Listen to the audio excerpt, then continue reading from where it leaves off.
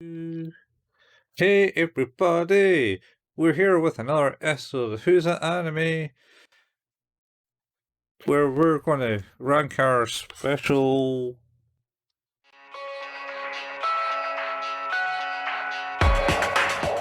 bonus filler episodes. Malarkeys. Yes. Not the stuff that we take episodes and episodes to talk about, but the stuff we take a episode to talk about. And stuff. Oh, and also Happy New Year when it comes, as it's our Yeah. New Year's special. New Year's Eve? New Year's Eve. Yeah, this will be out on New Year's Eve, right? No, it's not New Year's Eve, Steve. So Hogmanay? English. Hogmanay, man. Well, I was Hogmanay. trying to be generalist. Ah. Hogmanay. Yeah, it'll come out in Hogmanay. Generalist. Well, we have people who listen in some other true. places that aren't Scotland. It is true. We had requests for Japanese subtitles on our YouTube channel. And Wonder what. And you apparently can do it through automated subtitle. oh, good lord! I mean, Did you do it? I did that in the last episode and the Christmas special episode of last year. Because that's the most watched episode. Oh no. So if you're watching this in another language, like Japanese, tell us how bad the subtitling is, because it's probably terrible going by the subtitling in English. Because we also have it all English as well, you know. Oh, of course. I did notice we had an additional subscriber on our YouTube. So we did. That's amazing. Thanks I'm sure it's ready to plummet any minute. Oh man, where we lose one, we gain one. Seems to be the case. Yeah, that has been the case so far, but we're only going to grow higher and higher. I mean, maybe. So yeah, last week we for our Christmas episode we went through all of our different seasons and ranked the position of those on the chart here to try and identify a good spread of how we feel about these different shows. At the end of it, the goal last time was to find a top 3 and a bottom 1. I think we'll probably try and achieve the same this time. But yeah. I think these are all strong contenders, though. For the bottom? No, for the top. There's a lot of. Oh, okay. Yeah. There's a lot of stuff for the top. That's for sure. Mm-hmm. I think in my opinion, I think I have a top 3. Oh, nice. I think I have a bottom 1. I think I know our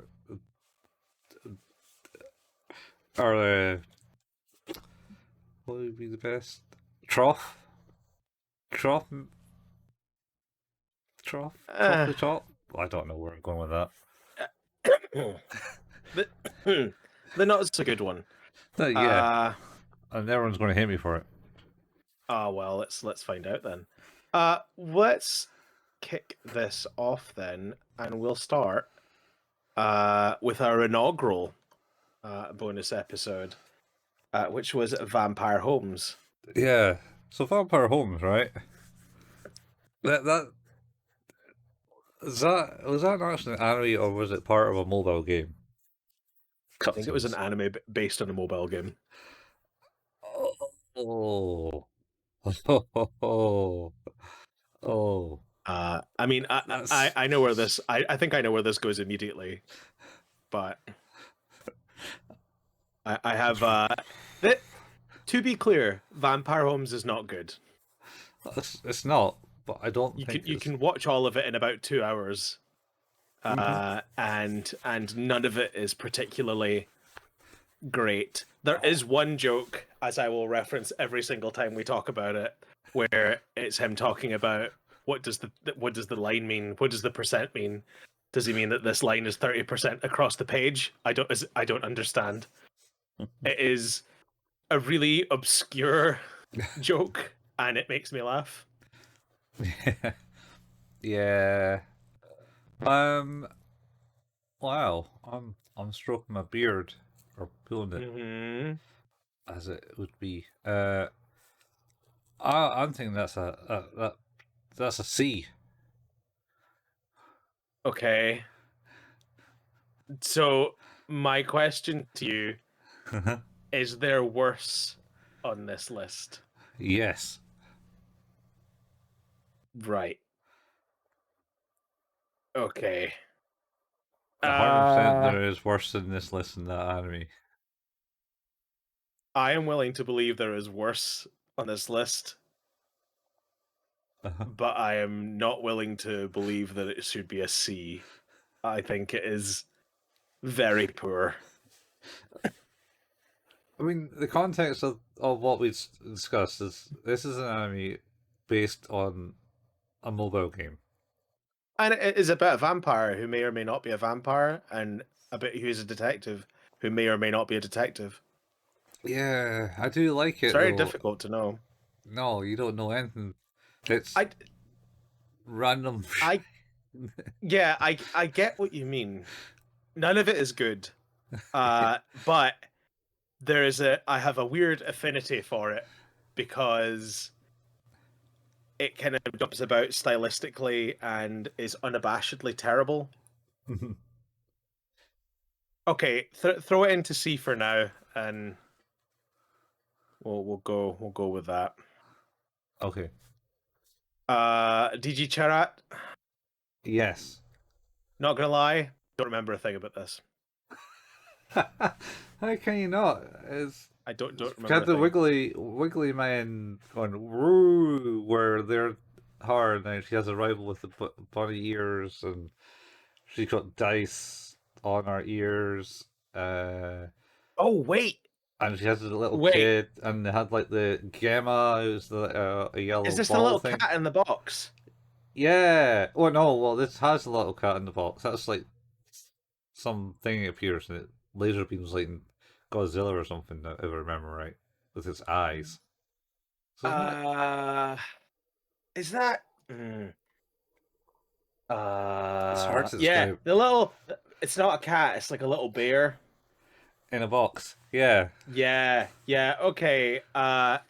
It's all flooding back to me now. Um, this was all right. Yeah. It's just more random, mindless. It's it's Yeah, it's not as stylistic as Vampire Homes. It's all pretty one style. yeah. Also, to clarify, Vampire Homes is a series of episodes that tally up to about less than 2 hours. I Mhm. think the same is true of DG Charat as well, right? It's a series of episodes. Don't think I'm just there's not much story in it. There are 16 episodes. Uh, yeah, okay, I'm remembering this now. It's kind of hard not to remember. No, it's kind I of easy I not to I have remember because it's uh just fucking weird. Gemma becomes large after Dejiko kicks him into the Yeah, This is a C.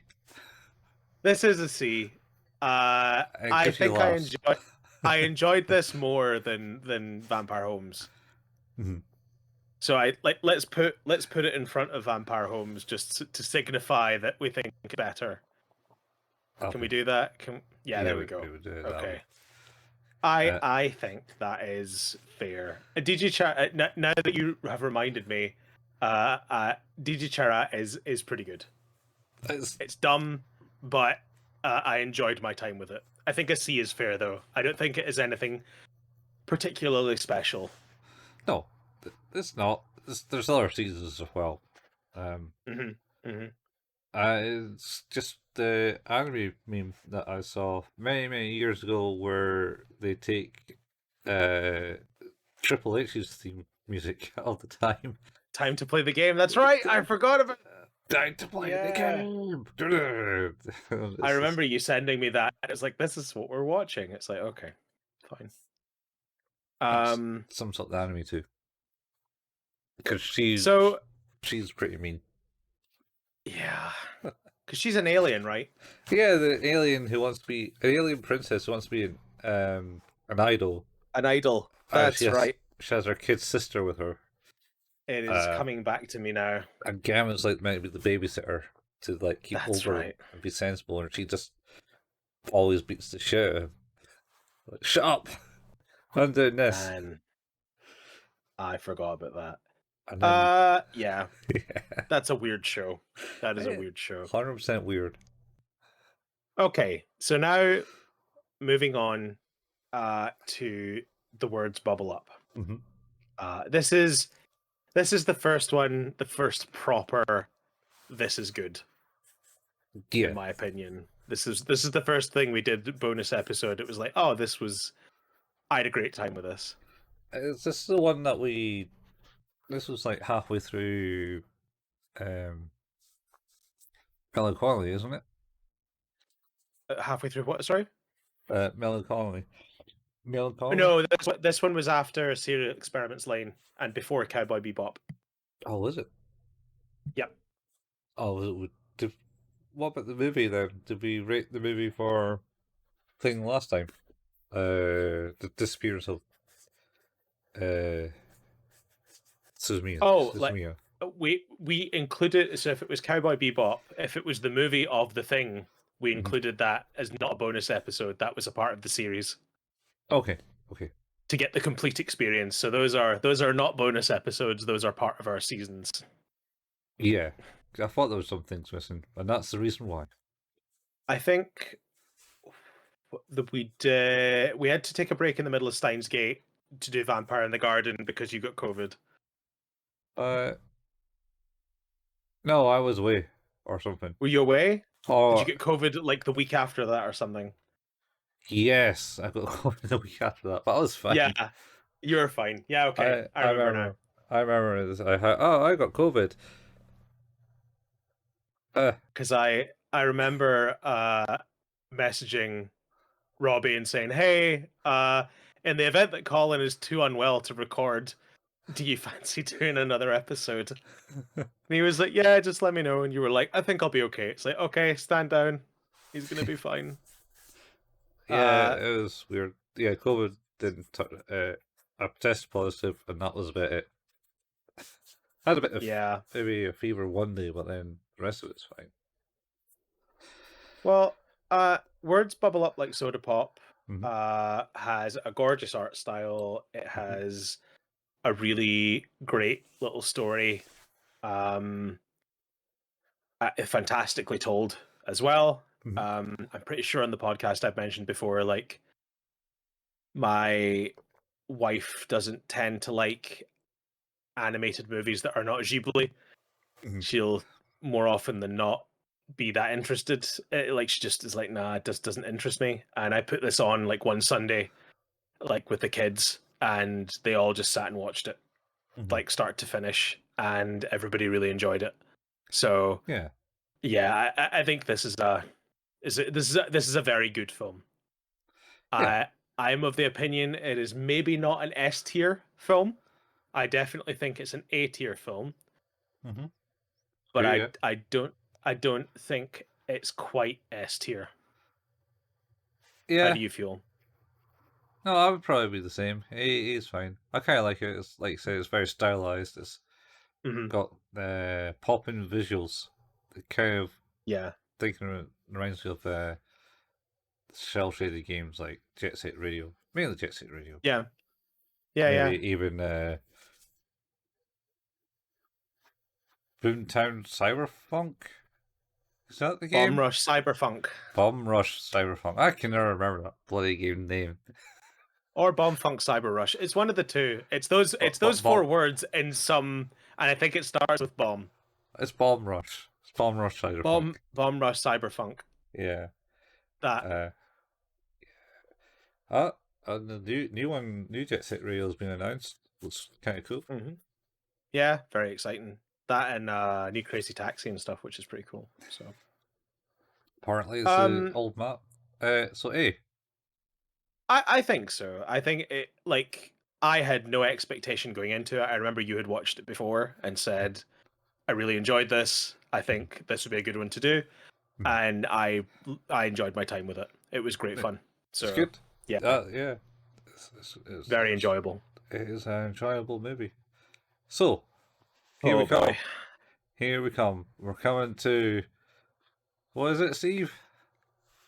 Pokemon the movie, Secrets of the Jungle. All right, I'll just stick that Oh boy, there. It was it's a not. It's movie. not good. It's not good. It's Pokemon. I mean, Pokemon. that being said, though, like I feel that, like, I don't want to be overly critical on the idea that it's Pokemon, therefore it's bad, because as bad as some of the No. anime is, like there's a couple of Pokemon movies, like that first, in particular, the first Pokemon movie, I think is actually a genuinely good movie. I don't know. I know that Robbie did mention that he's like, that's probably the last good one. And there have The been, first one. like been 20 since then. So, Yeah. uh, Pokemon, man. Yeah, it's, I don't know, it was just kind of boring. yeah, I had And, to watch it like, 3 times. Like, yeah, I know. I feel that yeah, 3 times. it's not. Yeah, I didn't have much fun watching it. I had fun Mhm. talking about it Mhm. because I think we all, it was a bit like a trauma group where we could all sit around in our chairs and discuss how we'd been traumatized by this movie. Yeah. Hi, my name's Colin. I'm here to talk about my time with Pokemon Enter the Jungle. Welcome, Secrets of the Jungle, but Welcome to the Jungle would also be a great title. Yeah, I think, yeah, And it, it's not good. yeah, and then you try and say, let's do another Pokemon special. And I think I Hmm. watched it, and then you say it's not happening, and I'm just like, I've lost another 2 hours of my life. I don't need It's to watch true. Pokemon to lose that time. I could have done nothing. Yeah, I agree. I don't think it's very good. So yeah, I think having it in last place is fair. I don't think it was very good. Yeah, So, there you go. but That's then yeah. complete juxtaposition. Hmm. Tokyo Godfathers. I think we can probably agree on this one, in my opinion. Uh, this movie I had zero expectation for. I didn't actually know anything about it. I watched a guy. He does. I'm sure I've mentioned it before in the podcast, but he does like, or he did. I don't think his channel's active anymore, which is a shame. But he did like drinks mixing, and he made Oh, drinks based on like anime he was watching or movies. And oh yeah. I think he did one on Tokyo Godfathers, and just the way he talked about it, really sort of, uh, really struck me. Um, Yeah.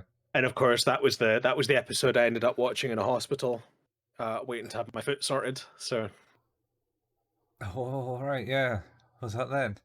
Was that Christmas yeah, time, was it? it Uh, was. Yeah, yeah, it, it's certainly a strong contender. It's I, got it's got the story, it's got the Christmas story. Uh, it, I think the performances are great too. It's something, like I know that people don't always engage with the dubbing. It's not always what people like, and I totally get that. It can be your preference. I think I what was it I was watching? Oh, I watched Suzume in English. We'll obviously talk about that, but yeah. it took a lot for me to watch it in English. Yeah. It's not bad. Like that's the thing. It's very good. But having watched it like 4 or 5 times now in Japanese, Mm. it's very much the way I expect It to the movie be. to be. Yeah. And I think there definitely there's water held in the argument of the first thing you experience tends to be the one you stick with, unless it's very bad. Um, Yeah. I think the dubbing in Tokyo. Wait, was it Tokyo? No, wait. Tokyo Godfathers didn't have dubbing. I'm getting it confused, I think. I don't Tokyo? think it has dubbing. Did we watch it in Japanese? I Oh. think we watched it in Japanese, or I think we did because it was on Netflix. We watched it, I'm sure. Yeah. And I just wanna. See if I can find the entry. I think you're right. I think there was subtitles on it. So. Yeah.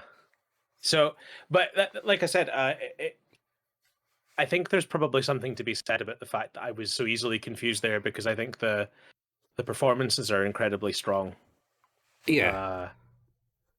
And the story is, it is very, it has elements of like a little bit of nihilism, a bit of depression, but also like quite a strong message of togetherness and things like that. I think it's just overall a fantastic movie. Yeah. Yeah. It's a good movie. Like I say, there's certainly strong stories elements, and its traverses there, and gives you the kind of like a good Christmas meaning. I was Totally. thinking I was getting this one confused with what was it? Metropolis, I think. Oh, okay. Don't know why. Never seen that. Never seen it either. Or have I? I mean, seen it maybe a long time ago. wow. But I think, yeah, like to me, I think it was probably. I think it was the first movie that we watched where you and I kind of just immediately at the end went, that was a solid 10. Like it was there's nothing you could have done to this to make this better. It was perfect as it was. And it was sort of our inroad into watching Satoshi Kon more, like within the podcast. Obviously, like I'd watched Paprika and Paranoia Agent before, and You now of claim you course watched Paranoia Agent. That's the thing. I swear I did. I watched them both as well. Well, Yeah, a couple of episodes at least. mm. Maybe up to 6. But yeah, yeah, and then I don't know because yeah, this goes off the rails. But yeah, Tokyo Godfathers is an incredible movie. Just start to finish, incredible. Yeah. Moving on, interestingly, to our next bonus episode, which was our first ever in-person recording. Yes, that's first right. And only. Because I was just moving house and still didn't have proper broadband or something. Well, we were going to record it at your place in person, and then could not get the microphone set up to work properly for whatever reason. And we ended up recording it at mine. Your name was, I think, a suggestion of yours. You had watched it before, correct? Yes, I have watched it before, yeah. It's a good movie. And it was our Valentine's Day movie. Yes, I think you're right. It was our Valentine's movie. Which then got spurred into School Days. Because that's the Valentine's theme was going there. Yeah, that's rough. Yeah, it was. Again, knowing nothing about this movie and going into it, loved it. Yeah. Like, it's just really good. It's just really, really good. I don't know. Like it's Makoto Shinkai, who is obviously the writer director of Suzume as well. which is another movie I think we both enjoyed. So it It was good, yeah. I I have a tough time placing this one because I'm confident. I think I gave this a 10 out of 10, which I think I stand by. I think this is again a kind of perfect movie. Mm-hmm. It's good, strong. It's got once again strong connotations, and story, character development, and a happy ending, sort of. Yeah, They certainly meet because that's essentially the picture you got there right at the end. yeah, yep. I think And they go, it's wait, I think that's like the DVD cover as well in some regions. I think it is. Because it kind of starts that way, because it starts in the present time, Oh, and then they it start does. talking about the past. It jumps to the past.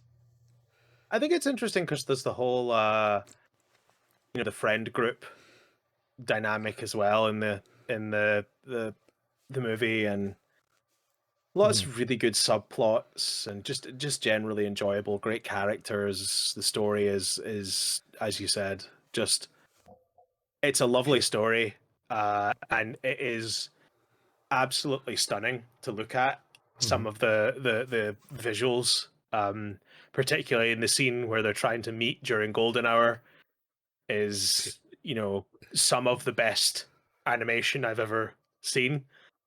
Oh, It's damn just it! stunning. Damn it! My mind's terrible. You said golden It's hour. I didn't say the other thing. No, you didn't say the other thing. I didn't say the other thing. I was like, what's that? And then I went, I did oh. not say that. And then I was like, oh no, let's It's not talk the about bit where they're running around the edge of the kind of hilltop that. Mm-hmm. towards each other as the sun's setting. Yeah, and you can only It see each other just at like that. for that moment. Yeah. It's just like there's something. I think like uh we talked a lot about comparison, like Makoto Shinkai's comparisons to like Ghibli and that sensibility, that sense of like magic and wonder. Mm-hmm. That I think is always so prevalent in the Ghibli stuff. It always feels fantastical, and I'm not normally a person that likes that level of fantasy, but there is something so engaging about that. And again, like I feel like Your Name does similar. Like Yeah. it just it engages me in a way with themes and sensibility that I'm not used to enjoying to that degree, but did it just expertly. It was just lovely. Great film. Yeah. Good. Uh, I don't think it was going to sit in the top of the A bracket at the moment. Uh I hmm, We can reassess it later. I think you're right. I think it sits above the words bubble up. Yeah. But yeah, it's a tough one. I think It's. there's a conversation to be had there that that movie is maybe better than A, but yeah, I would agree to that for now. I think that's fair. I think that's a good spot. It's up there. Uh, Absolutely. but is it up there Um. compared to others? Oh, I think that the top there's a bit of a tough deal to try and get into the top three. I think, in my opinion, Yeah. Yeah. I think there's some stuff in here that is amazing. Um, Mm-hmm. the next up on our list is Azumanga Daioh, the short movie. Yes. And Uh, it is a short movie. it sure is. It's 14 minutes long. It's not. Is it 14? Is it just? I thought it was like 5. Is it 5? Oh I my thought it god. was like We five we minutes. Colin, we talked about that for like an hour. I know. It's because it's good. It's amazing. I I don't know, man. I don't know. I swear it's like 5 Oh my minutes. god, it's 6 minutes long. Yeah, you got like a minute for the intro. Yeah, And and a then minute for the outro. all it's talking about is Chio-chan. Well, I think it talks about Osaka and how and the three numbnuts are total their score up to 110 or something. So they're better than one of the other kids. I can't remember what So what happens there, here, and then Chio-chan's adventure is Osaka just dreaming that she's pulled the pigtails off and they came alive that's and then right. ran away, That's and right. then Chio-chan started chasing them, and then was able to fly once she picked them up.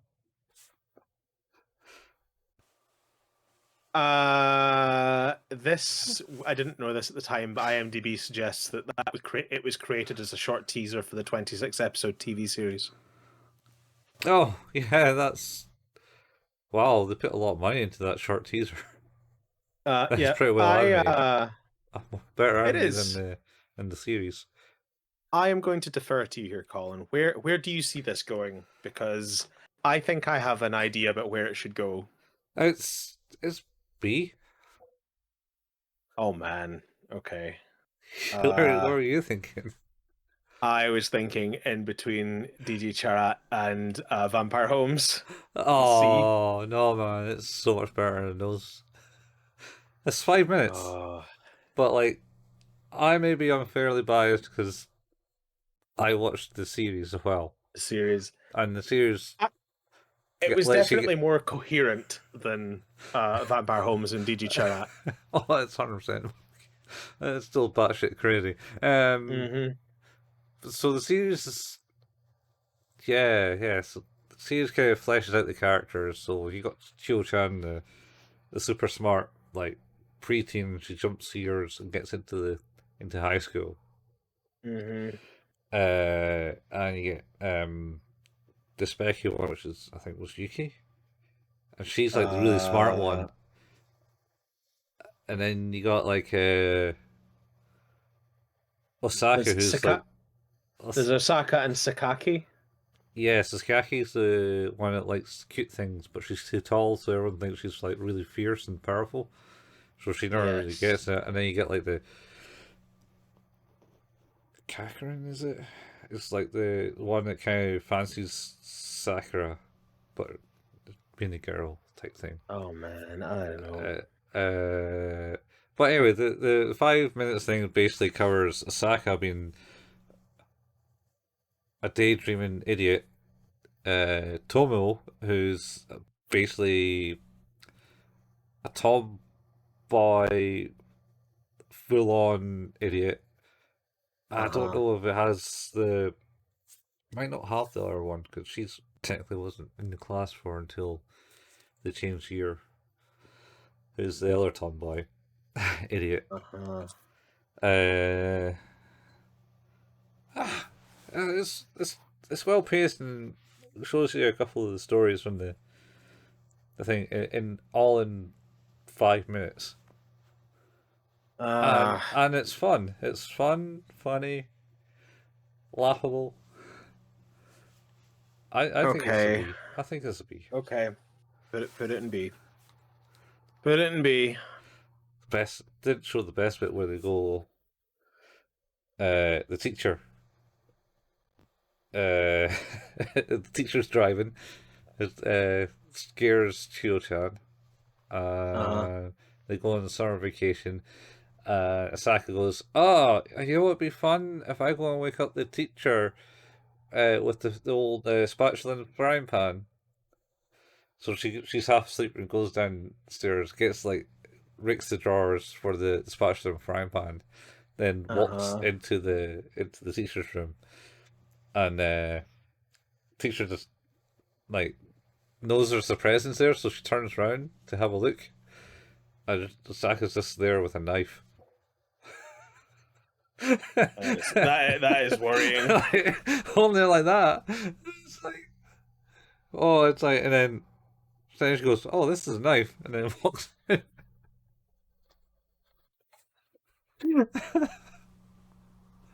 Okay. Okay. We need to watch the series, man. Okay. Okay. Um, I will agree with you on this for now. You didn't watch the next one, so I'll make this quick. I think it is a very middle of the road anime. I think it's very well produced. The voice acting is decent. The story is interesting enough. So I would put it at top B. Is probably where it kind of belongs. I think Top B. it's good. Like I actually think that you could definitely spend the 2.5 hours to watch the 5 episodes and really enjoy your time with it. I don't think it's quite special enough to be A, for sure, and it definitely is of a greater quality than C. So, Okay. speaking of C, the next one is Biohunter. Yeah, it's great, eh? Like, it's so bad, it's good. I actually enjoyed watching Biohunter. Like it was good. To my mind, this slot's probably in between DG Charat and Vampire Homes. Yeah, you think it's between them? I was thinking it's maybe higher than Digiturret. Do you think it's better? I think Uh, I could hear the argument. yeah, it's. I was going to say it's more coherent, but then it wasn't really. It's like, what the No, fuck's not going on? really. Not coherent. They had some random things happening, and it's like, all right. And then more random things. I Yeah, think yeah, I think the end was quite cool. But I've ever yeah. seen this in CEX after we watched it. Oh, really? Yeah, No way. No yeah. way. I thought I'd buy That's it cool. for you because Oh God, but I didn't. you didn't. I was gonna say, is that what my Christmas present is? No, No. Okay. Okay. it's better than this. At least one of this. I Yeah, I think that's fair. The thing is, the thing about this is like other than Pokemon, which I enjoyed talking about, but I actually didn't enjoy the experience of watching it. Mhm. I think I enjoyed my time with most of these things like fairly well. Um, Yeah. they vary in quality, for sure. Uh-huh. Yeah, yeah. I am curious though to where this next one is going to be interesting. I have Vamp. opinions. Yeah, you got nostalgia for this. I do. Never watched it back then in the day. I first time I watched it was with you.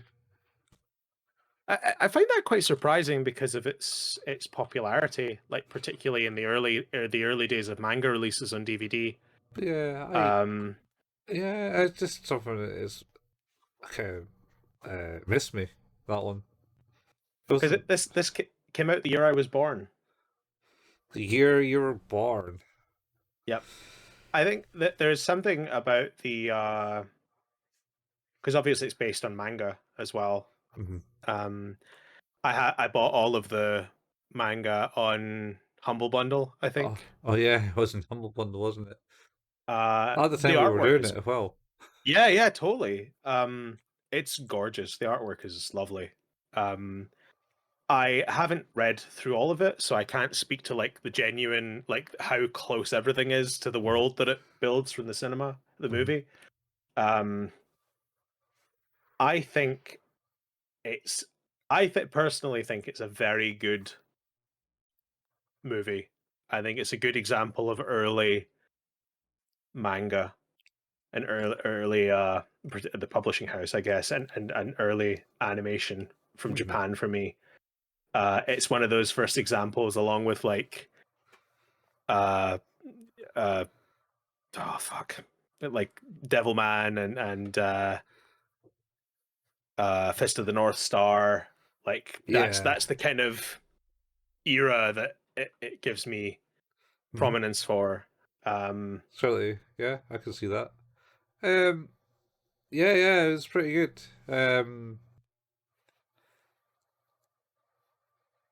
It was alright. The evil person henchman was a bit annoying and useless. mhm, It was like, mhm, "Rah, mhm. maha, how dare you beat my ruby red, invincible ruby red beam?" That was a quote Uh, from Was it G-Force? Jesus. It's like oh, I'm gonna fire the invincible ruby red beam, and then like 2 minutes later, it's like, oh no, my invincible ruby red beam doesn't work. It's not invincible then, is it? I think we should watch Vampire Hunter D Bloodlust this year, coming for Halloween. Yeah, That movie is gorgeous. they should make a note of that I will. I'll make a note. because Mental note. no, you should write it down in a diary because by the time I'll write it down. 10 months come Yeah. along the line, we'll be like, what are we doing this year? Yeah. Um, I do. Where do you think it belongs? I'm curious to get your take because obviously you came to it with no nostalgia and no prior feelings. Um, High C. Oh man. Okay, we're very different then. You're going to put an A. My consideration is top B or bottom A. Oh, I don't know. Because I think it is significantly better than Biohunter. Uh, yeah, bottom B. I don't know. I can live with it being in B. I think anything lower than that is not really where it should be. No, I do because it's like it was. it's one of those ones when I think of the movies that I watched that made me love anime, it was this Fist of the North Star, Akira, Ghost in the Shell, and like granted, like it's nowhere near as good as Akira, and it's nowhere near as good as Ghost in the Shell, but it's still very good. I actually personally I think Bloodlust is better, because it's done Yeah, with a more modern sensibility of the art style. But again, like I don't think the art style is bad, and it's just very very all this time. 80s. Yeah, Yeah, yeah. yeah, it totally. I don't think it's bad in that sense. I suppose in 80s style where they kind of just like appear and like, oh, this is the dude, and we're going to do this thing and Yeah. stuff. It's the the storytelling wasn't there as such. It didn't complete a story. It's just Yeah, like, this is the dude. He's like super awesome. he But does. He then does stuff. yeah, but then at the same time, I suppose you don't really need it in that one because it is kind of more explained as it went along lines of like Yeah. his abilities. He was like, oh, Yeah. mysterious stranger comes around and then I'll kill these bandits for you. It's definitely not like omniscient narration. You don't know everything about him the moment you meet him. You know as much as the people who are meeting him know, Yeah, and then you start to piece it together over time. which which would be better, yeah. It's yeah, It like works that way. I would settle for B. Um, We can put it there. This is just random. I As a think man in the jungle. I think it's a better vampire thing than Vampire in the Garden. I don't dare watch Vampire in the Garden. But Yeah, okay, you'll just have to take my word on that. I'll just. Uh, All right, right. but It's yeah, settled. yeah, I think that's fair. And the next this oh man, okay, Perfect Blue. Mm-hmm. Our next. So this was like we did Biohunter, Vampire Hunter D, and Perfect Blue for like a spooky season Mm-hmm. last year. Spooky trio. Um, I think I'll maybe try and put together a spooky season for this year as well. I really hope actually that they release the Junji Ito Uzumaki anime this year coming. That would be great because we could try and cover that if it's compact enough. Yeah. Okay. Um, but so we did Perfect Blue, which more Satoshi Kon. Um, Probably his I best movie though. I I think so. Yeah.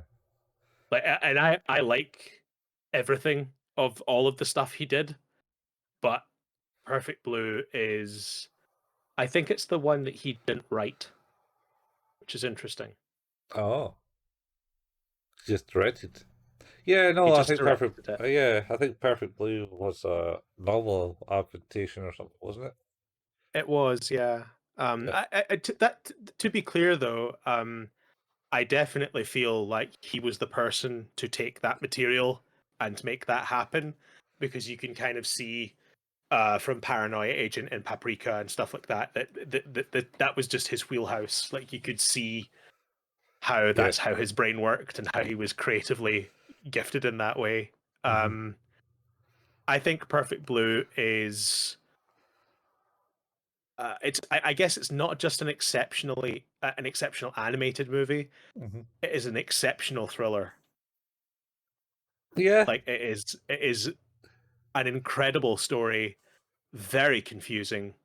Um, Mm-hmm. until it's weird because like I think it does this really good job, uh, in a way that I think sort of maybe lots of modern cinema doesn't really work in this way, where a character will be confused and you'll feel sort of confused but have a vague idea.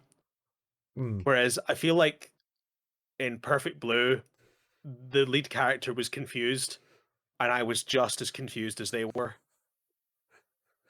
Yeah. You know, Yeah, you were trying to cope with the realities that you were being faced with. You're like, I don't, but yeah, okay, it's like, just it was just showing you her for everything. It's oh she appeared and she did do it. yep. It was just like I didn't do that shit. It's like oh she's And you're like, schizophrenic. yeah, It's yeah, like something's not good here. I've just, Uh, I've seen one of the clips of like one of the most recent Simpsons where oh I think Bob Sideshow Bob actually ends up killing Bart, God, and then Lisa kind of just loses it and she she starts killing other people. You know, split is this mind. a Halloween episode? I presume. I assume so. I don't know. It's just like a clip, and all I know is she essentially is a roommate in Bob's cell or something. Or she gets to visit him. No, but she is a prisoner, and Bob's like bald and Wild. because he was like all they're all grown older, and she's like, uh, so my fight, and then she explains what happened. It's like I had to kill her because I think Lisa was like the president or whatever she you know feature Lisa usually is. Yeah, yeah, Uh, yeah. and she says I had to kill that her. And then he explains that it was always her who ended up killing all the victims, but the Lisa, who was like the normal Lisa, had to Uh-huh. die in her mind so she can go and get vengeance on Oh my Sideshow God, Bob. You know, Jesus. Simpsons can be quite Simpsons, dark. Yeah, classic Simpsons. no, wouldn't say Wow. classic, but yeah, Uh, But yeah, I think there's I remember watching this, like, because this one to me was always a strange one that I hadn't seen it, mhm, because this is one that is talked about and lauded and just very much gets the appreciation I think it deserves, having now watched it. yeah, I think it is interesting as well, though, more often than not, when you haven't seen a thing that has a lot of hype behind it and gets built up and built up and built up, that it's mhm, disappointing. I did not feel that for Perfect Blue. It like I still enjoyed it as mhm, much as I hoped I would. yeah. Um, For me, I don't know if I think I might have watched it years ago, but at the same yeah, time, it's not kind of my jam, that type of theme. So I probably didn't pick up on it, but it was good. It's like I like the nice plot twist at the end, and yep, the fucking crazy chasing down the street bit at the end. that is wild. As wild as it's like It's oh so good. It's so good. And then she's Uh, seen herself jumping along lampposts and stuff like that. It's like, oh, how? What, did they have the like a whole rope? oh man, the whole ending of that movie, the last like 5-10 minutes, is Mhm, insane. Like it is gorgeously created cinematography and like just the way everything flows and moves, mhm. all of the visuals, all of the acting is just incredible. It's just solid, like start to finish, I think, and the cherry on top really is just those last sequences. They're just brilliant. Yeah, yeah, it's good. It's good work of art. So what are you thinking? You thinking it's S? I, I'm thinking it is like I think it is it is one of the best examples of animated cinema because I think that it, like I think that anime in particular very much gets pigeonholed Mhm. to the absurd or the bombastic or the sort of hero's journey sort of stuff. But I feel like the thing where, like, if you look at our top four things there, they're very much just good stories. The Yeah, fact that they're animated and they have the art styles that they do is, it's and it only is additive to it. But these are good stories in their own right. You know, it's not just because it's animated. I think that these stories could work anywhere. yeah, And I think it just so happens that they're also beautifully animated and directed, and the performances are superb. So it's just a marriage of everything. I think it just is just genuinely good. yeah. I don't know. I think sometimes that maybe Tokyo Godfathers that could be live action. I know Perfect Blue certainly has been live actioned. I put it this way: I wouldn't want to see that, but I think it's one of those things where like how people will jokingly say it's like, "Oh, that sounds like the plot of an anime." You're like, Yeah. "Yeah, yeah." Whereas, like, if you Oh, I tell me mean the like, plot of Your Name, you tell me the plot of The Words Bubble Up Like Soda Pop. mm, Uh, ask me the question: is that an animated movie, or is that just a movie? And I couldn't tell oh, you. You know? oh, got a spin off here coming up. Oh no, is Yeah, that anime? is that anime? Yeah, is that anime? Because I think like if you look at like something like an Azumanga Daioh or a Didi Charat or like Pokemon. If you Mhm, abstract the word Pokemon from it and just tell me the story, I'd be like, man, that sounds insane. Uh, but I feel like sometimes you can pigeonhole anime storylines quite easily, mhm. Yep. whereas I think the ones that seem to do, or at least for us, like I totally also get that if it's because it's so broad that it's not your thing and you prefer the more specific, I could totally understand that. Mhm, I think that, but at least for, like I think from watching these things with you, my understanding is that like we kind of gravitate more towards the things that are just unique story experiences and like deliver on a really cool thing. mhm. Yeah. Oh, yeah. I like the stupid, which maybe. Well, yeah. It brings me to other shows that I talk about on this podcast a lot. I'll Well, not name names this time because I'm cutting back, man. That's my New Year is it resolution. Cut okay? back Okay. on talking about. On the two cartoons, I absolutely know you would mention. Yeah. But I think it's the thing is though is that I also get great enjoyment out of that. But actually, when I watch anime, it's not normally what I watch it for.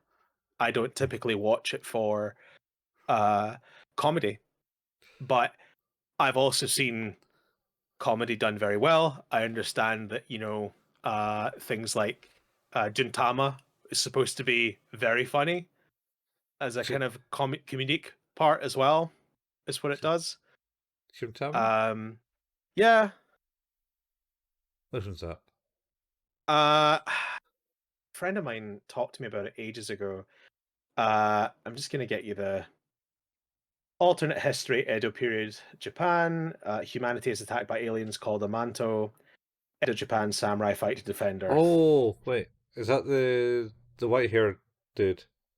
Yeah, yeah. Yeah. My, They just and my spoof stuff of different anime things. Yeah, yeah, I know that and one. my understanding is it's very clever, it's very funny, Mm-hmm. and it's entertaining, and and Seems to it have put has some drawn in. me to think, yeah, like I should watch that. But I've also tried to like get out of my bubble this year a little bit and try and watch stuff that I probably wouldn't normally watch. So Oh, I can like I'm help you with trying to that. watch. Well, I took the plunge and I'm watching some isekai Well, stuff, which is not really my normal. And I started watching my uncle's from another world or whatever it's called, where the uncle's in a coma and he essentially gets transported into uh some fantasy land, as they oh, always so say. you're watching isekai too? That was I did watch some of it, but he's come back to reality and he's like super sad that the Mega Drive got slated or something. It's got some game related thing. It's like this game's Oh the man, best. How can it be slated so mad? And stuff like I that. uh I think that's the thing. I think what doing this podcast has done has opened me up to like I know we've mostly covered like stuff that's probably in my wheelhouse ish. Mhm. Um, but like I would never have watched like the Melancholy of Haruhi Suzumiya. I would never have watched Ghost Stories. I would never have watched. I probably would never have got round to watching Cowboy Bebop, if I'm honest. Mhm. Cowboy Bebop's Uh, it's yeah, Cowboy Bebop's good anime. Like I'm not putting it down. It wasn't the norm. it's not my favorite, but I totally understand why it's important. Mhm. It's Like a good. I do. I think it has absolute intrinsic value to anime's popularity in the West, particularly in the early 2000s, Mhm. and it has like important value in that regard. But It's yeah, slick. uh, yeah, like it's a good production. Mhm. It would be odd of me to say otherwise. That being said, though, moving on to something less slick and more bizarre, our most popular piece of content, Saint Yes, Young Men. yes, Saint Young Man. Her most popular piece of content on YouTube. Uh, Ah, Jesus, Buddha, on holiday. living together, on holiday in Tokyo. Mhm. Uh, I, yeah, wait, yeah, it's like they said they were on vacation, but I feel like they were there longer than a normal I vacation. know. It's so weird. No, I had to be. They had a landlord. Yeah, Something's not right. Uh, that's sure that's what the translation said, and I swear. Uh, I Saint Young Men is fine. it's fine. I had a I had a good time watching it. It was very silly.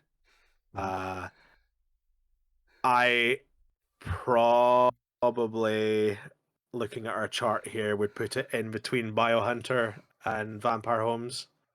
Yeah, down there. Well, it's I certainly don't think C, C, certainly it's C. certainly a C. I don't think it's a B, and it's not so terrible. Like because I enjoyed it. Like Yeah, it was fun and dumb. So yeah. yeah, fun, fun and dumb. Yeah. Yeah, I would say maybe a bit higher. I think it might be higher Okay. than Biohunter. I, I I'd be happy to put it above Biohunter. Yeah, I think it'll go here. Um, I had a yeah, good time with it's it. yeah, it had some good moments. Yeah. Like the birds always come to our Yeah. house, and the landlady get upset because they had pets. It's like no, we don't. They're They not. just like us. It's such an odd thing, but yeah, Mhm. like it's good. It's good. Yeah. Uh, Um. Okay. Here's the here's the heavy hitter. I think yeah, the one that I wins it all. I I think there is nothing I dislike about this movie. Nothing. I think it is one of those movies that is as close to perfection as I've seen. It tells, and we grew up in the 80s, so you have things like, I think what are, despite like fantasy not being like one of my primary things that I would seek out, Mm-hmm. I would always go back to things like the Never-Ending Story or Labyrinth. Never You know, end like, and story. I like those things. Uh-huh. Like, I have a great affinity for them. I like Over the Garden Wall, the Cartoon Network animated series Yeah, I that watched is that. sort of, It came on well, Netflix for a bit. it's sort of like an 80s movie but in a cartoon. Yeah, Uh it was very much like an 80s movie card. Because, so, like you said, Never in the Story and Labyrinth were yep, all kind of like, oh, you're in a weird place now. It's like an yep. isekai. It is like an isekai, yeah. I think there's the thing is that Without the long name. a, yeah, like a part of me uh enjoyed fantasy as a kid. I think you always do. Like, there's something unique and interesting. Like my eldest, when he was like a lot younger, in fact, when he was an only child, we used to watch Labyrinth, and he loved it. Fantasy is not like a big thing for him, but Labyrinth, just loved it, and Yeah, I get that. that's You have because of things the like Dark Muppets, man. Crystal as well. Well, like, there's definitely something to be said about that, and I think that kind of furthers that point with Suzume, where there's something to this movie that speaks to me. It's a cat. Uh, Maybe the cat. The chair. Uh, my kids constantly uh, say Suzume like that cat. Suits me They like always that go, cat. yeah, they always go Suzume. Suits me. They always do that. Um, Both my kids love this movie. Mhm. We've watched it like 4 times now. Yeah. Uh, it is a movie that I don't grow tired of. It is a movie that I I think it has this incredible benefit of multiple viewings, because it has this lovely bit at the end where, we kind of revisit all the people we met along the way, Mhm. and knowing that going into it and experiencing those things is kind of a nice feeling. And I think that it straddles what is an incredibly deep and emotional storyline about Mhm. loss and growing up, um, and finding your place in the world, but it mixes that with a kind of twisted sense of humor every now and then, and just and also like the moments of genuine creepiness. I think as well. I think to the scene of the aunt at the gas station where she's possessed by the Daijin, and she starts kind of just saying all of like her internalized frustrations about having a kid that's not hers. Oh yeah, that's Um, right. I've like, only that's a watched it really, once, so eh, yeah, like, that's an intense scene. mhm. There's a lot to that. And as I said like before, I think the dub is really good. I enjoyed it.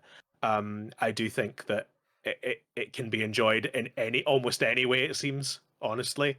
Yeah, Um, I've always found if you watch it in one language and then you go to watch it in another language, it's jarring because that's yeah, what I did with Naruto when it came out in yeah, Jetix. I think Fox yeah. Kids. I only ever watched it in Japanese, and when I started watching it with my eldest, it was in English, and I was like, "Oh my god, what is this?" Yeah, it's like, Uh, it's but hard to take. but then that might just Um, be bad dubbing. yeah, I mean, it's fine, it's serviceable, but I think like um, much like kind of Tokyo got, I think like Perfect Blue is a high example of like a really good movie. Mhm. Uh, the emotions you kind of experience there are, confusion and fear and sort of uh, just an intense. I guess it is like an intense fear and concern, and just it eats at you. And I think Tokyo Godfathers is the kind of opposite to that, where it's this sort of, it is harrowing and it is intense, but it's a very sweet story. Mm. Of people just trying to exist and find their place in the world. And Yeah. I think that that's the same with Suzume, is that it has this very sort of dark and sad undertone, Mm. because the movie, of course, starts with her having just lost her mother in an earthquake, and I think it's just very much. I hope not, but it feels a very sort of once in a lifetime movie to a degree, where it sort of, I got the same feeling about Suzume as the first time I watched Spirited Away or Mm. Howl's Moving Castle or Totoro. Like, I got Yeah. that, the Ghibli feeling, that kind of perfection. Hmm. Um, I think it's hard to describe, because, again, like I say, fantasy is not my thing, but these transcend that. They speak to you in a way that doesn't matter. Like, there's something here for you, Hmm. and the thing that is pushing you away doesn't need to push you away. You know? Yeah. Yeah. Yeah. I mean, I don't know. I was going by what I've said in the past. I pretty much think I'm more of a cyberpunk kind of guy. It's like futuristic, kind of like not so far in the future. It's But weird. slightly future, not too far. Yeah. So or and I kind of like that over fantasy. Fantasy stuff's kind of Hmm. cool, but I don't shy away from it. Watch Lord of the Rings, but Well, then again, those that's were another excellent good movies. example. Yeah, Yeah, and I you think can that's read the it. Is, book. I think, like, well, but again, it's like, um, Like I the will always say Discworld. to people, like, well, like Discworld, I love Discworld. I love Terry Pratchett's writing, but it transcends the genre for me. Hmm. I have an appreciation for it. There's a humor and a tone that it sets with me, that it doesn't matter. And it's not that I dislike fantasy. It's just that I find it hard to engage with it, particularly high fantasy, Yeah, like Lord of the Rings. And again, Lord of the Rings is not a thing. Like, my brother, who, the things he watches are non-fiction documentaries about footballers, yeah, thrillers, legal dramas.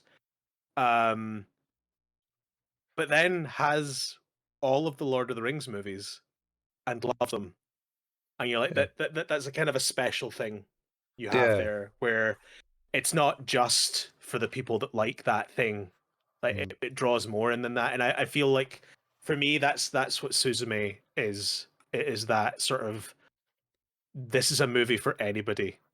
Yeah, Anybody could watch this and just love it. yeah. I saw, I saw, saw a wee cartoon skit on Facebook, Uh-huh.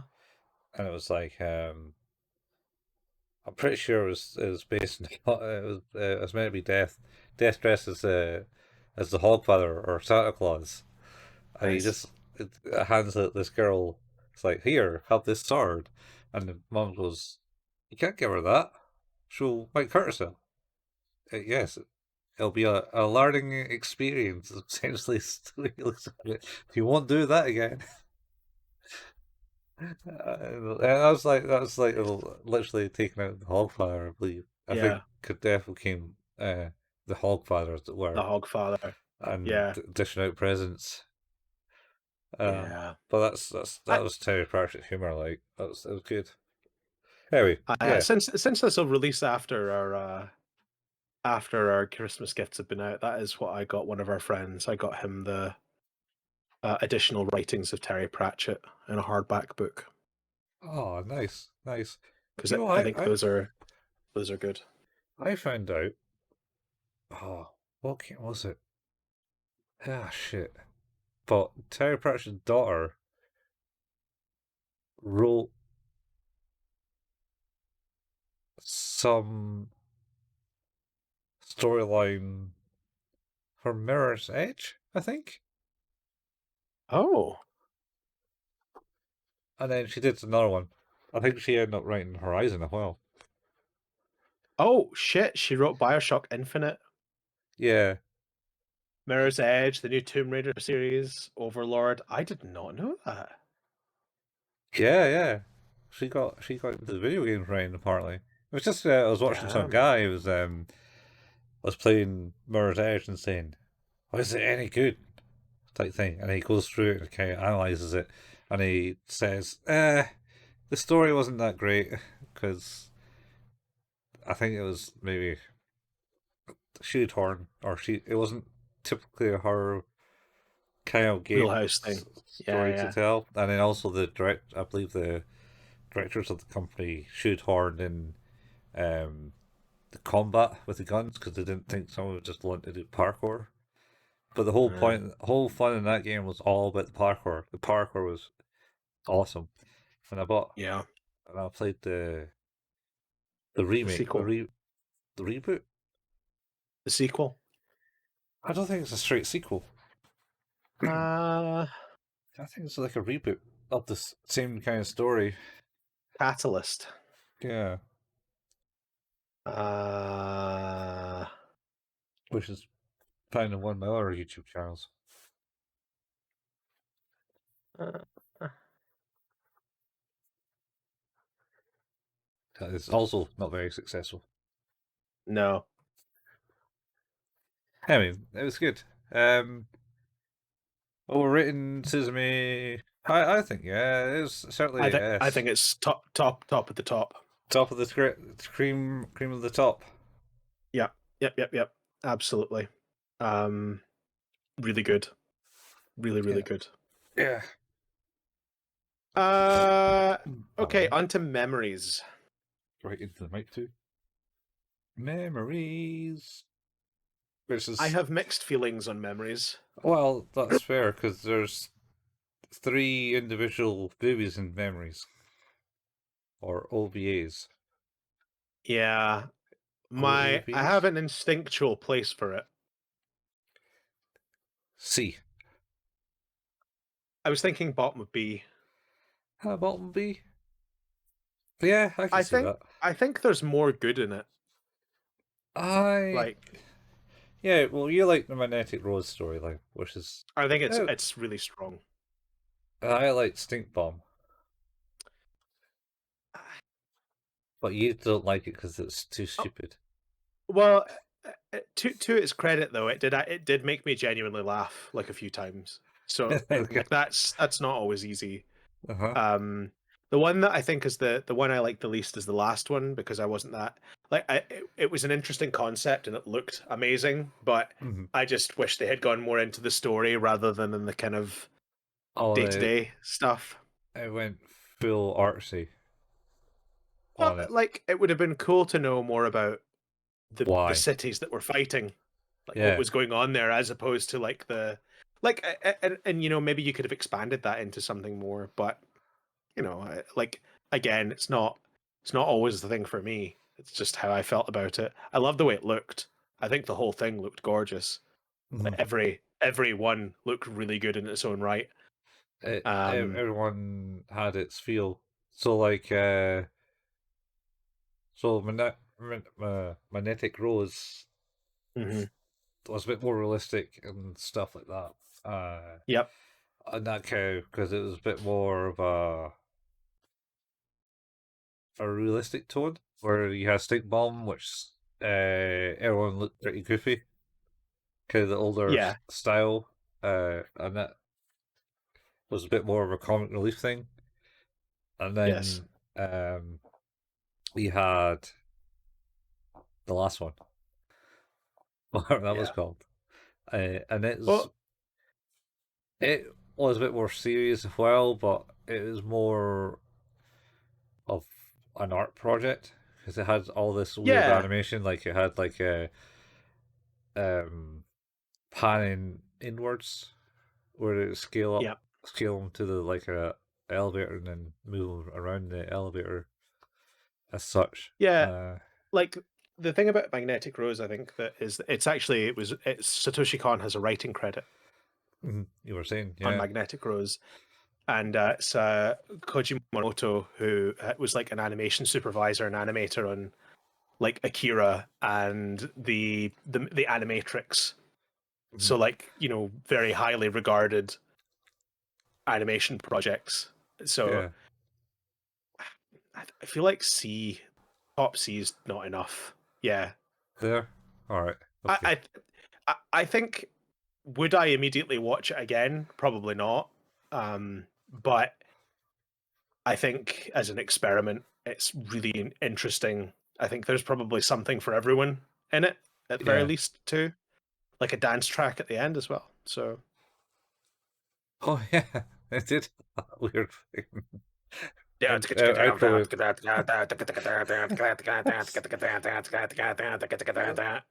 I was like, what? All right, I yep. didn't fit like the last anime, but never mind. Nope. Or any of the anime for that matter. Really, No, maybe the very stink unusual bomb. choice. Maybe the stink bomb. Yeah, maybe. Um, yeah, I think that's fair. So Yeah. on that trend of Satoshi Kon, um, Paprika. Mm-hmm. Uh oh boy, It's good, it is good. but I don't think it's in A. I I don't think. think I think it's an A. I don't think it's an S tier for sure. Like it's very good. Uh, Yeah, bordering on exceptional at times. it was good. It was. I liked the bit where the wee doctor just like starts spouting nonsense and then just instantaneously runs out and jumps through the window. Yep, Didn't great kill scene. himself somehow. But, Nope, great scene. uh, Um, yeah, yeah, I think that's right. yeah, I think the bit that lets it down is the story yeah. for me. I mean, it's, I think it's kind of hard maybe to portray the story for what it was. Hmm.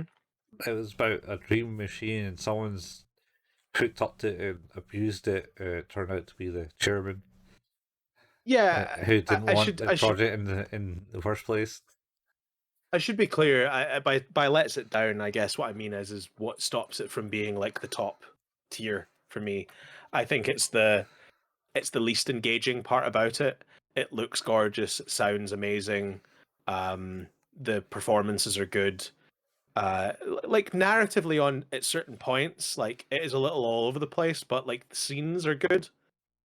Yeah, it's a bit So it's hard to it's follow. definitely Satoshi Kon. It's like an expanded version of Perfect Blue, where you didn't know what was happening, but for most of the movie.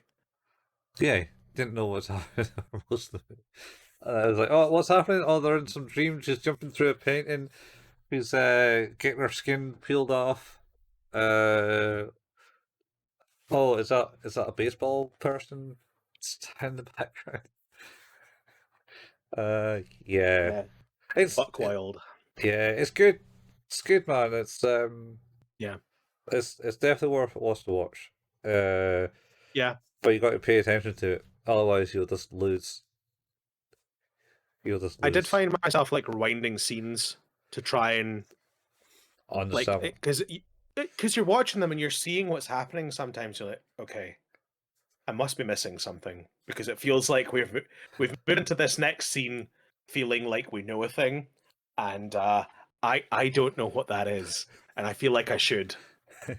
Yeah, So there were a few times I had to do that. So and then at the same time, it wasn't self-explanatory until a bit later. It's like, oh, no, because like the whole start of it is like, what's happening? oh, yep, She's jumping around and merging into people's cars and yeah, trap on a bike. that intro. Yeah. It's like, what? And then it turns It's out she's like a dream psychiatrist. a little bit of Uh, Inception, oh, you a, know, a little bit. for sure. Yeah. Did did did we discuss what came out first? Was it that Oh well, or no, Inception? Paprika was first. Definitely Paprika. Yeah, Absolutely. Yeah, Paprika's 2006 and Inception's 2011. So, yeah, yeah. Okay then. There you go. but I think like that. I feel like that's another thing is that you'll find um like a lot of Western directors find a lot of influence from animated film from the 80s, 90s, and early 2000s because I know that Akira was a huge influence on The Matrix. Mm. Like, Yeah. you know, similar like Ghost in the Shell as well. Like, I think that's like another example of where you might look at that and see the areas where they've kind of taken, like the end scene in Ghost in the Shell where they're having this shootout with the robot Uh in huh. the Original. abandoned warehouse. Yeah. Yeah. And you then think about the shootout scene in The Matrix at the bottom of the lobby Uh huh. where they're Yeah. like It's hiding behind pillars. These things like they wear their influences on their sleeves quite a lot. Um, yeah. A Kira thing. I'm not entirely sure about the whole Kira thing, unless it was like, oh, make him like super powerful and have the psychic abilities to break the code. I think it's just I don't know if it's so It's much in like terms of like story or anything like that. I think it's just influentially like that kind of broke them out. The Wachowski siblings like kind of made them think about things differently and started like and like because I know that there's like a quote from them both saying is like without Akira there's really no Matrix. yeah. I So mean, yeah. It's amazing. It's like Akira certainly was a very influential movie of oh, its time. I mean, and I think we can say the same thing in anime. It takes influence from the Western side, hmm um, and that's how it should be. Like people bouncing ideas well each there's no other. ripping off or anything going on. It's No, just like it's expansion on ideas, it's influence, and it's like I love that. I love that it sort of pushes the boundaries. yeah, Um, not unless there is I do. ripping off. Oh, and there probably is, but Yeah, certainly in the things we're talking about, there's not there's like there's credit given where credit is due yeah, for sure. yeah. But yeah, I think yeah, Paprika is good. It is definitely an A tier movie. Mm-hmm. Um, I didn't enjoy it as much as I enjoyed other Satoshi Kon stuff. Uh, but I think Yeah. like if you look at that there, like there's three of the four movies that Satoshi Kon worked on Mm-hmm. uh in his lifetime. Is it Millennium Actress is the other one that we haven't watched yet? Yeah, I think so. Yeah. We'll maybe need to get round to that at some point and complete the cycle. Uh, but like, look, there's Tokyo Godfather's Perfect Blue and Paprika. All of his stuff is in the top. You Mhm. know, Yeah, yeah, it's good stuff. It is some of the best stuff yeah. It is good, good entertainment. So anyway, for sure. talk about entertainment. Um, Next We're on, up, we're on to Skullface. Skullface bookseller Honda-san. Yeah, he's all about entertainment and selling you manga books, I had a good right? laugh with this. It's all right. It's pretty cheap, cheaply done. It's very clever. I think is one of the things I appreciated about it the most. Hmm. Because what it is uh, it's sort of a semi autobiographical account of what it's like to be a manga artist and a bookstore worker in Japan. Um, Yeah, I think it's more about selling books, and he does talk about he's a manga his artist own himself. stuff. Yeah. Yeah, But um, I think it's very it's very unique. in the way that setup works, and I think the jokes often hit quite well. They're quite funny. Mm. I I struggle with placing this one because I will admit some of it was a bit duller than some of the other stuff we watched. Uh, I think it's C, man, for me. I think it's top tier C. Yeah, I was going to suggest bottom tier B, but I think you're right. I think it is top tier C. Yeah. It is satirical and clever and funny, but I think what that sometimes causes is it to be a little bit dull in Yeah. places. It has some informative as well. I do think though, and I know we spoke about this and we try not to do it, but we did mention, or I mentioned at the time, like that kind of Harvey Birdman weirdness, those kind of vignettes of oddity. Um, I think it has similarities in that regard. Like it takes some of those really kind of odd, like little unusual moments.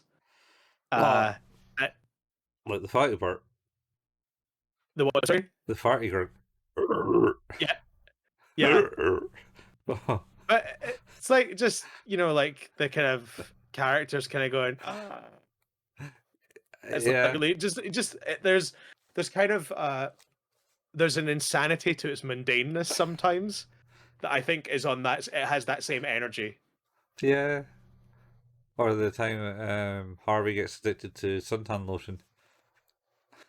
Like that. Yes, exactly, Give me some of that exactly good that. stuff. Oh, on all out. Yeah. It's going to cost you. Oh God, so funny. Yeah. But yeah, I think that's fair. I think like again, I had a good time with it. Like I say, it was clever and satirical and entertaining enough, but it definitely isn't. It's not something I would recommend to everyone. I think I would probably recommend it to people who are more into anime as oh, this is an interesting thing that you could watch that's quite clever. Yeah. That's probably be the best way to do it. I wouldn't be saying to anyone who's never really watched any that this is their intro. Yeah, go watch that. It'll Yeah, tell you all about it. It'll give you all the genres, at least. again, like that was one of those things. I was like, I'm learning so much. Yeah. I'm learning things. It's not right. It's You should be good. learning It's things good. when you're watching anime. Should be losing Well, that's true. knowledge. Losing brain cells Losing brain cells. That's what Asamangadio and and Discharge. Pokemon definitely did that. Yeah, Um, it does. Blasting off again. and then last on the list, our most recent uh bonus episode 2 weeks was ago. Wolf Children. Yeah, Yeah, 2 weeks ago we did that. Uh, and this was another one that you'd watched before and mhm. had recommended as something like this is a good movie. Yeah, I still stand by it. I still think it's a good I, movie. I, It's I agree. I think it is a very good movie. it's got snow in it. It does. That's for the December period. It's for the December period. Yep. It's more likely to snow in January or February, I think. Anyway, That is true. uh, yeah, so it's got snow in it. It is basically a story about growing up, potentially the story of growing up and being ostracized from people. For one of them, Yeah, or at least one of the, it kind of tells you too. Like one manages to fit in quite well, the other one can't, and has decided not to, and decided to become a lone wolf, literally. yep, Um, the other one's embraced society and has been accepted, even though she has lashed out at society essentially. And also the story of a single mother struggling to contain two children who are wild at yeah. heart. It's I think it's a good story, and again, it is a fantasy story told in a way that I think engages me on a human level. Like, and I think more often than not, the more I'm starting to think about it, it is the human core to a lot of these stories. It is about loss and love, and like I think those are just very uh, raw and understandable. So when the story, regardless of how it's built in the end up, if that's what's at the heart of it, like as a good example, like I don't know if you've ever watched Interstellar. No, I haven't actually watched that one yet. So it gets a lot of hate and it gets a lot of love. Mm. Um, I think again that story is about love and loss, and at its core, Mm. it is about a father's relationship with his family, and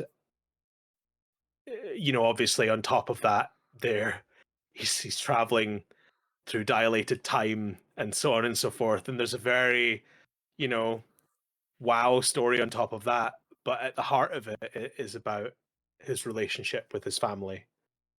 Yeah. And I think that to me is what sort of brings that home. Like there's a very human element to that Hmm. that I appreciate. I think when stories have the ability to do that, I think that's what sort of sucks me in. Yeah, Um, I that's think I good. have a place for this one, Colin, but I am curious to know. Oh, me. Uh, well, I'm gonna say a letter. Uh-huh. Is it E? It is not. Z? Uh, no. It. I would probably put this in A, Yeah, I was thinking A too, to be honest. I don't and think I it's would as good as the three. no. I was gonna say, and I would probably put it to the right of Paprika. I think it is it in a Yeah. similar vein to. Nah, switch them. Switch them. Oh, that way. Yeah, I think. Well, in my opinion, I think Paprika is a better film. Uh, but Yeah, certainly more visually engaging. not story wise, not story wise. I don't think that's the case for sure. But I think if you look at again, if you look at that as well, so you have like Your Name, you have the words bubble up like soda pop, and you have Wolf Children. Mhm. Uh, the majority of our films at the top are the ones with the human angle. Oh, yeah, yeah, totally. It's the connection, man. I mean, you have Perfect Blue there. Yeah. I mean, I think the thing about that is like obviously I think the great part about Perfect Blue is Is that you're telling me that you're going to become I'm a serial maybe killer? crazy. Well, no, not yet. But I think the thing about it is that the beauty of it is that they or well, I guess that Satoshi Kon does this quite frequently throughout all of his stuff is the visuals that you get are often fantastic and absurd because they are from the perspective of the person experiencing psychosis or complexity. Like, Hmm. it's not just a basic camera view. It's very unique perspective. And I think Hmm. that's what Perfect Blue does really well because it jumps between those perspectives. It jumps between that bare reality Hmm. and the twisted perspective. And I think like that's very unique to me, I think, because it's really cool to see. It's sort of kind of an unreliable narrator type thing where you know Oh, it's a narrative device where you just you don't trust or you don't know you don't, but it turns out that the person telling you all the things was actually lying or experiencing things in a way that were different. And oh, I think like the ability to do that is very unique here. that reminds me of Paranoid Agent. That Power Agent, yeah. that random episode where it's the they're talking about the creation of the Mariri Moromi. anime, Maromi anime, and the guy is like, "Oh, I didn't do any of this," and he totally has done it all, pretty much. Yeah, yeah. Like, but again, like that, I think that's the thing that Satoshi Kon does really well. Mm. It's skewed perspective. It is it is a personal reality Yeah, that is not necessarily reality. That's a very consistent theme throughout all of his work for the most part. Um, yeah. I think is it's good. Well, we've kind of done it, Uh huh. and I think like interestingly, we've ended up with one at the bottom and three at the top. Yeah, I told you. I told you straight off the bat. I know what his D is, Mm-hmm. Mm-hmm. You did. and You did. and I did tell you that people will potentially not like it because. Mm. But then Pokemon can be good. It I absolutely can. I'm not. And I don't think there it is. No. I don't think it's not. It's not there. It, the core of that could have been a C had I enjoyed watching it. It doesn't need to be good, you know? Like, Mhm. but there were parts of it that I fell asleep watching. Yeah, So I fell asleep watching. yeah, Certainly switched off. I think I yeah. watched it twice because Oh God. I had to, Yeah, me too. because we were going to record one day and then that got postponed, so I had to watch it again. I watched it again. I watched it with my kids, and then we decided to do it, and I was like, "Oh crap! I've already watched this, but I need to watch it again now." So Yeah, yeah, it's uh, yeah, it's not. not the strongest the Pokemon franchise has been. No, That's for but certain.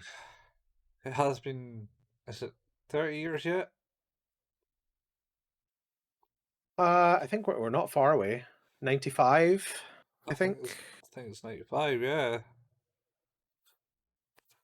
Uh, I uh, I got Pokemon on the Game Boy in 98. I need to check this because 96 was the year it came out, right? Uh, So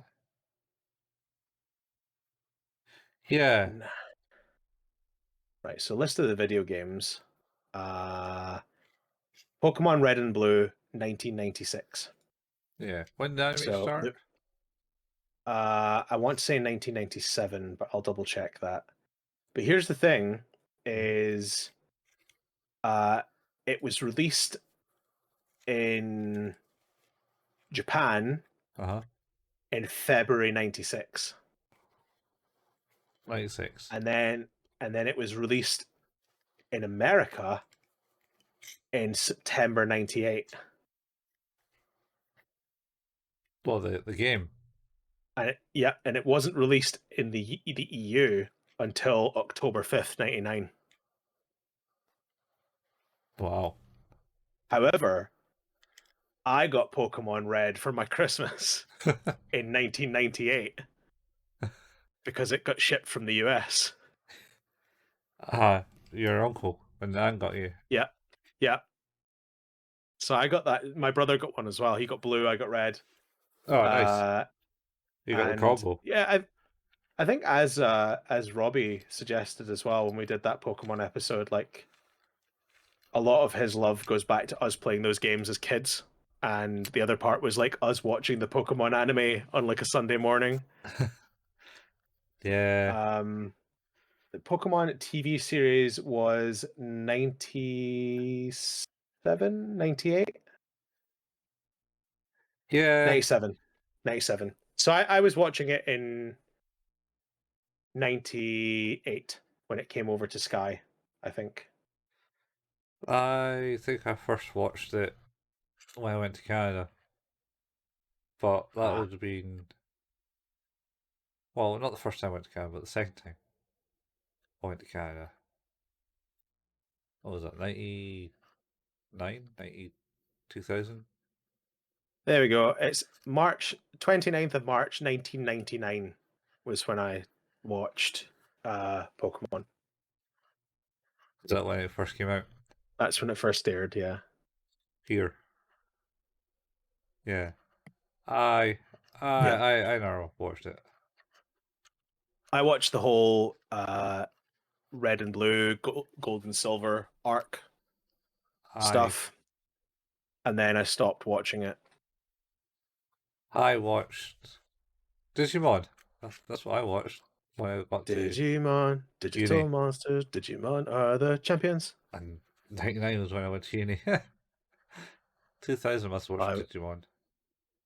I was probably too old to be watching Pokemon as much as I did. Mm-hmm.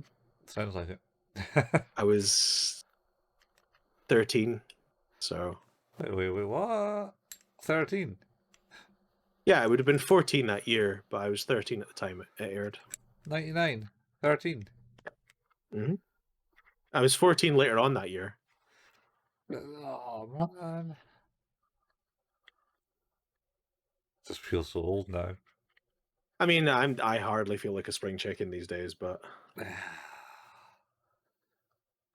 we've managed it, Colin. We've managed the bottom one of Pokemon Mm-hmm. Welcome to the Jungle, or whatever it's called.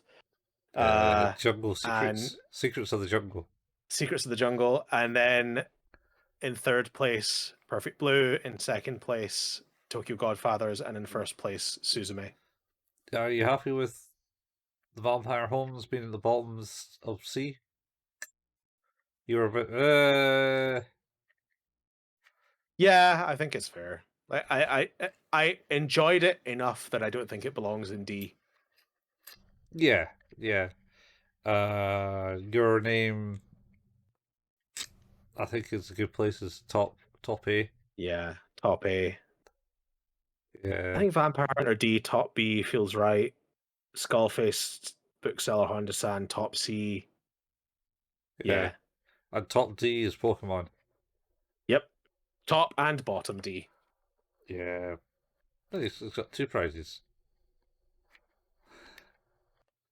Well, I we've managed to do it, and this is the last episode of the year because it is our Hogmanay New Year's Eve episode.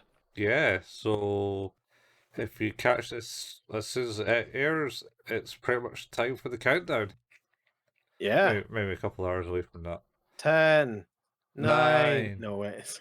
8, 6. If you start watching this podcast at such time, yeah. Too late for that. Too late for that. It's like that if you watch Lord of the Rings at this time, the new year will start with, and so it begins.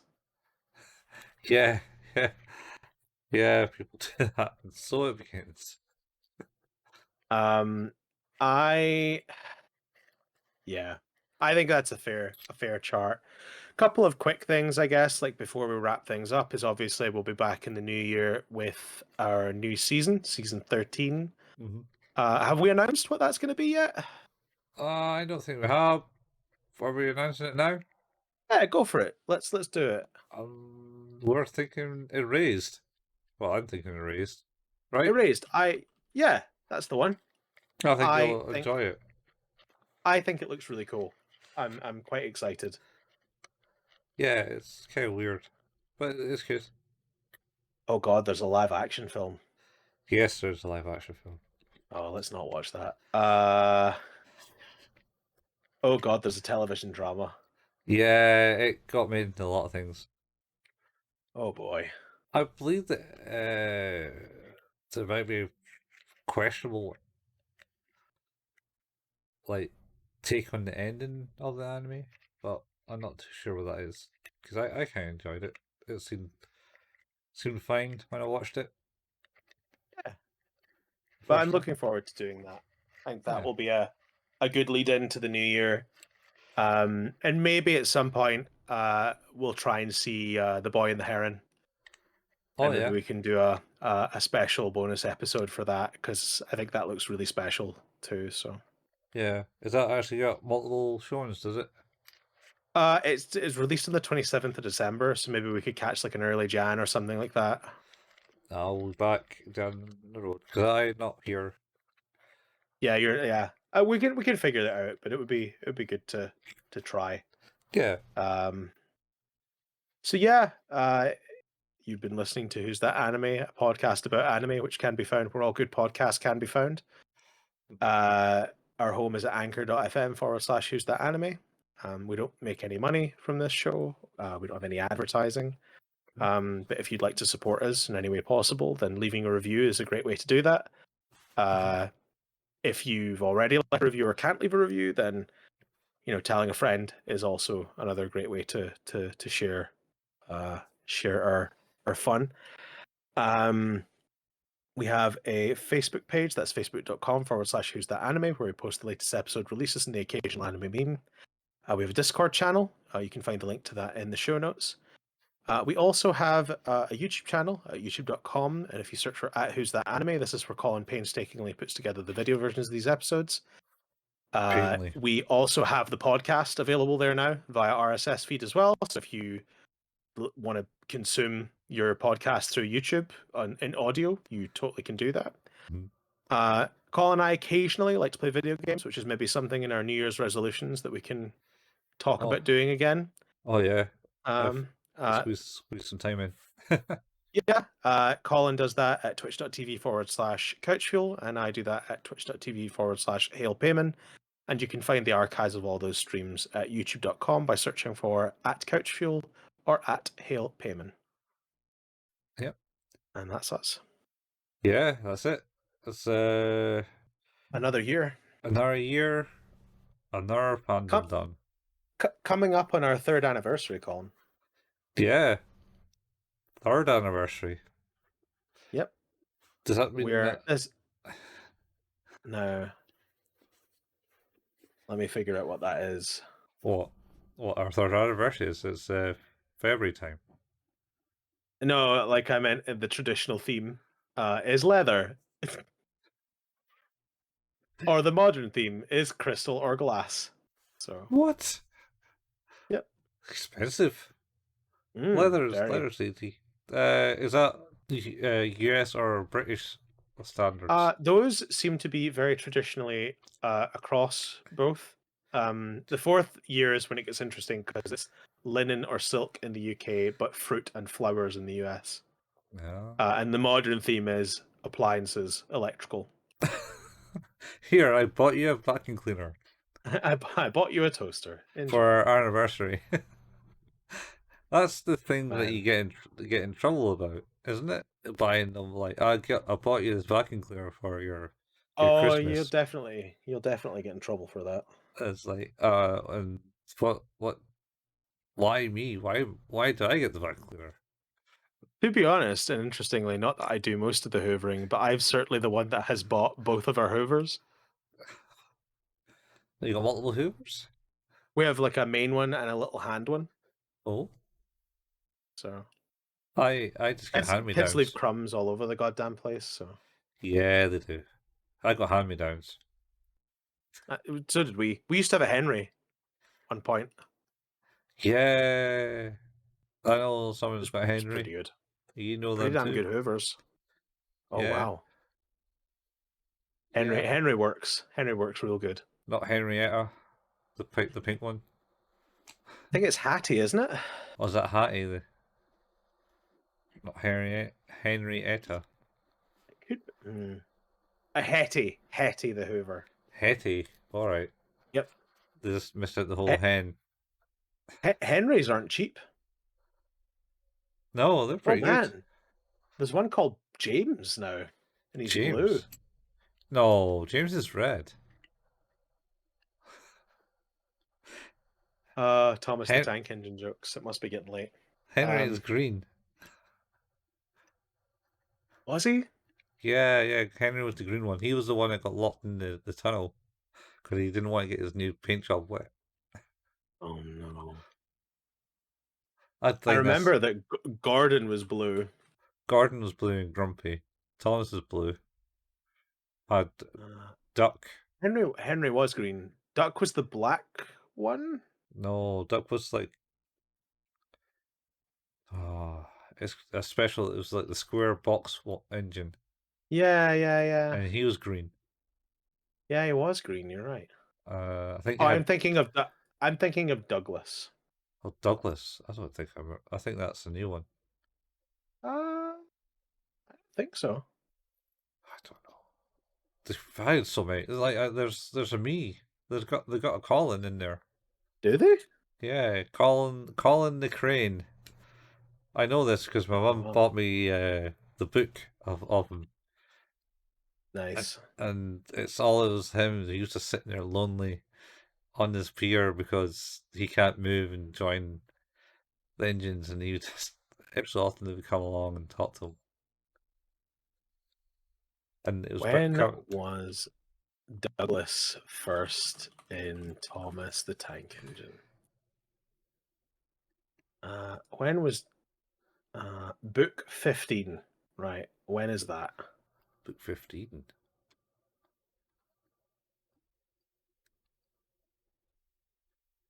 Wow. That's a while ago. Is Yeah, it it's Donald and Douglas, because there's Donald and Douglas and Bill and Ben. the Therapop Man? Yeah. This is always bad. Bill and Ben were the yellow ones. Yes, they were. Yeah, or I don't think they were yellow. They're kind of burnt orangey yellow. Yeah, burnt orange yellow stuff. Yeah. Um, was that why it was still written by the Reverend? Possibly. Possibly. He's the one that wrote the books. Reverend someone. Let's see. And then Deke, I believe, owned the rights to it. The Reverend W. Audrey. Yeah, him, yeah. Well, put it this way, the first book was published in 1945. Oh yeah, yeah, I know that I don't think that the 15th one would be too far away from that. No, I suppose not. Maybe Douglas was that. Oh, wait a minute. Is that a reprint? It says 1985 here. Let's possibly use maybe one of the first new ones. But even then, I would still probably remember Douglas being 1985. I don't remember Douglas. Let's see if I can get a year here. There's a lot of copyright dates on this. Oh, first published in 1960. Oh.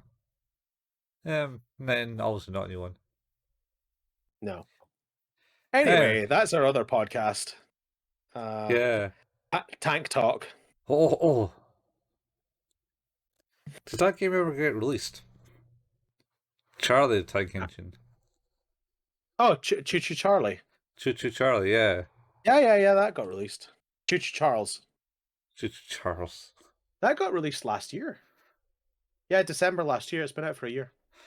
I wonder if that was that spawned because of the mod for Resident Evil 2 remake of Resident Evil 2, where they I don't know. changed the Grey Man into Thomas the Tank Engine, and they played the Thomas the Tank Engine because it changed it.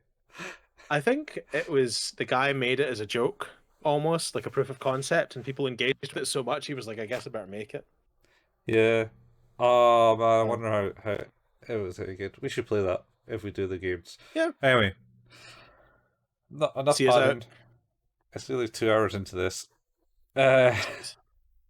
Yeah. So we'll see you in the new year. Same anime place, same anime time. Different anime though. We're going to season 13. Season 13. What a way to start the year. Oh man, unlucky for some. See Not for us. Oh, bye, folks. This is where we're going to be success. This is our year. I can feel it. Yeah. See you later, guys. Bye, folks. Bye.